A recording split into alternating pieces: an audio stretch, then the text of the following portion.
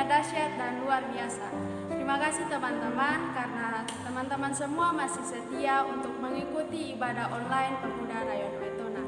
Mari kita siapkan hati dan siapkan akan Alkitab kita sehingga ibadah kita boleh tertuju kepada Tuhan. Selamat menyaksikan teman-teman semua.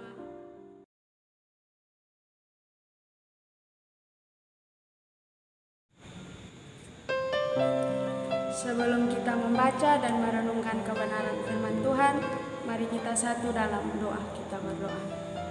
Ya Tuhan, Allah Bapa kami yang ada dalam kerajaan surga, Bapa yang kami sembah dan anakmu Yesus Kristus, terima kasih atas waktu dan kesempatan-Mu. Kami anak-anak-Mu boleh ada untuk mengikuti ibadah online ya Tuhan. Tiba saatnya untuk kami membaca dan merenungkan akan kebenaran firman-Mu. Mari Tuhan, kuasailah akan hati dan pikiran kami sehingga biarlah kami boleh tertuju kepada kebenaran firman-Mu. Mari wahyukanlah firman-Mu buat kami karena pada saat ini kami sudah siap untuk mendengarkannya. Haleluya, amin. Oke teman-teman, firman Tuhan pada malam hari ini terambil dalam kitab Roma pasal 8 ayat 18 sampai 30. Kitab Roma pasal 8 ayat 18 sampai 30 di bawah perikop pengharapan anak-anak Allah. Sebab aku yakin bahwa penderitaan zaman sekarang ini tidak dapat dibandingkan dengan kemuliaan yang akan dinyatakan kepada kita. Sebab dengan sangat rindu seluruh makhluk menantikan saat anak-anak Allah dinyatakan. Karena seluruh makhluk telah ditaklukkan kepada kesia-siaan, bukan oleh kehendaknya sendiri, tetapi oleh kehendak Dia yang telah menaklukkannya, tetapi dalam pengharapan karena makhluk itu sendiri juga akan dimerdekakan dari perbudakan, kebinasaan, dan masuk ke dalam kemerdekaan kemuliaan anak-anak Allah. Sebab kita tahu bahwa sampai sekarang segala makhluk sama-sama mengeluh dan sama-sama merasa sakit bersalin. Dan bukan hanya mereka saja, tetapi kita yang telah menerima karunia sulung roh, kita juga mengeluh dalam hati kita sambil menantikan pengangkatan sebagai anak, yaitu pembebasan tubuh kita. Sebab kita diselamatkan dalam pengharapan, tetapi pengharapan yang dilihat bukan pengharapan lagi. Sebab bagaimana orang masih mengharapkan apa yang dilihatnya, tetapi jika kita mengharapkan apa yang tidak kita lihat, kita menantikannya dengan tekun.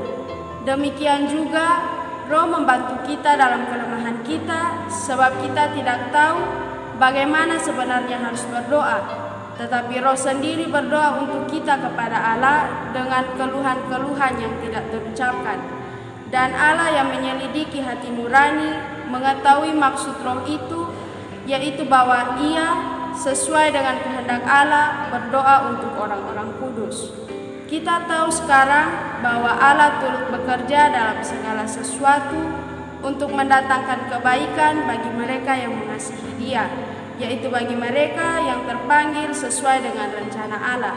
Sebab semua orang yang dipilihnya dari semula, mereka juga ditentukannya dari semula untuk menjadi serupa dengan gambaran anaknya, supaya Ia, anaknya itu menjadi yang sulung di antara banyak saudara.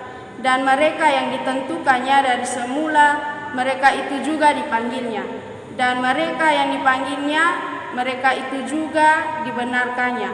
Dan mereka yang dibenarkannya, mereka itu juga dimuliakannya. Demikian jawab pembacaan firman Tuhan kita pada malam hari ini.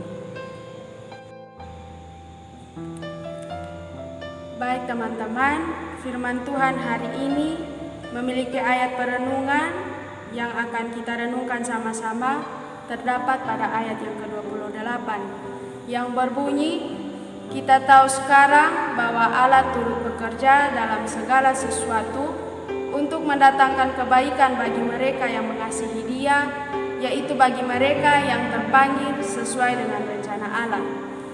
Tema yang saya angkat pada renungan firman Tuhan pada malam hari ini yaitu Allah mengasihi kita. Sebelum kita masuk lebih jauh, saya akan memberikan satu ilustrasi yang akan mengantarkan kita pada perenungan firman Tuhan pada malam hari ini. Ilustrasinya, ada seorang anak laki-laki kecil yang begitu sangat mengasihi Tuhan. Dia berambisi bahwa suatu hari ia akan menjadi seorang jenderal angkatan darat. Seiring berjalannya waktu, dia semakin hari semakin dewasa.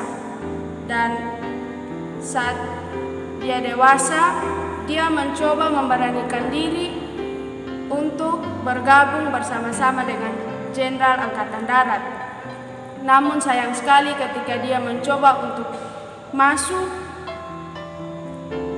ia ditolak karena dia memiliki salah satu keunikan, yaitu telapak kakinya rata, yang dimana berbeda dengan kita umat manusia yang lain.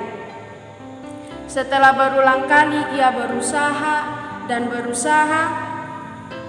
ia kemudian melepaskan hasratnya untuk menjadi seorang jenderal, dan karena hal ini ia mempersalahkan Tuhan karena dia beranggap bahwa Tuhan tidak menjawab akan doanya. Ia tidak pernah mau lagi untuk berdoa, bahkan dia tidak mau melangkahkan kakinya untuk datang ke gereja. 1 tahun kemudian, ia memutuskan untuk masuk pada perguruan tinggi dan menjadi seorang dokter. Seiring berjalannya waktu, anak ini mulai untuk kembali mengenal Tuhan dan mulai untuk mengasihi Tuhan. Dan akhirnya keinginannya untuk menjadi seorang dokter, dia berhasil. Dan 1 tahun kemudian, anak ini diangkat menjadi seorang ahli bedah yang handal dan seorang ahli bedah yang profesional. Karena hal ini, ia menjadi seorang pribadi yang begitu sangat-sangat mengasihi Tuhan. Dari ilustrasi ini, kita belajar bahwa kadang-kadang masa depan seseorang tidak sesuai dengan apa yang dia rencanakan. Memang rencana Tuhan tidak dapat diselami oleh kita manusia. Namun satu yang harus kita tahu bahwa kita dikasihi oleh Allah. Jika kita mengasihi Allah, maka Allah juga akan mengasihi kita. Pada firman ini, Roma 8 ayat 18-30 adalah bukti bahwa kita dikasihi oleh Allah. Dari ilustrasi juga mengatakan atau menegaskan kepada kita bahwa kita dikasihi oleh Allah. Dikasihi Allah bukan berarti kita kebal terhadap rasa sulit, bukan berarti kita kebal terhadap rasa kesulitan, bukan berarti kita kebal terhadap rasa kegagalan. Namun dikasihi Allah berarti Allah turut bekerja dalam segala hal untuk kebaikan kita. Bahkan pada firman ini juga mengatakan bahwa Roh Allah berdoa untuk kita dengan keluhan yang tidak terucapkan oleh kita.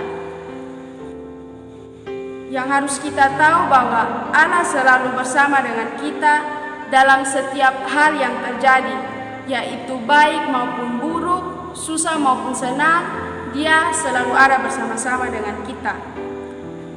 Yang perlu kita tahu juga bahwa Allah merencanakan masa depan yang terbaik untuk kita. Karena itu, firman Tuhan pada malam hari ini mengatakan kepada kita bahwa tetaplah berharap kepada Tuhan dengan tekun dan tetap terus mengikuti proses yang ada. Dan firman Tuhan juga mengatakan bahwa jangan menghakimi diri sendiri atas setiap kegagalan maupun kesusahan hidup yang terjadi dalam kehidupan kita. Firman Tuhan juga mau mengatakan kepada kita bahwa jangan sekali-kali kita menghakimi Allah atau orang lain ketika kita ada dalam titik keterpurukan atau kita berada dalam suatu titik kegagalan.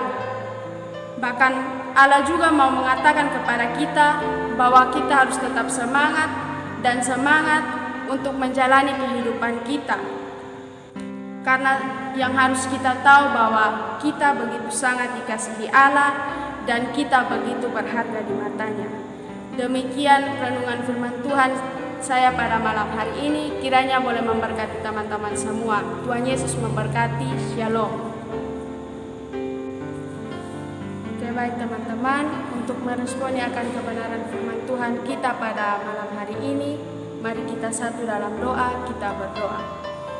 Ya Tuhan, Allah Bapa kami yang ada dalam kerajaan surga, Bapa yang kami sembah anakmu Yesus Kristus, kami anak-anakmu telah membaca dan merenungkan akan kebenaran firman-Mu, bahkan kami telah mendengarnya ya Tuhan. Mari Engkau memberkati, agar kami tidak sekedar mendengar, namun kami boleh menanamkan dalam hati dan pikiran kami, sehingga kami boleh melakukannya dalam kehidupan kami hari lepas hari ya Tuhan. Inilah doa kami, mari Engkau memberkati kami, karena hanya di dalam nama anakmu Yesus Kristus kami telah datang dan berdoa kepada Bapa di surga. Haleluya, amin.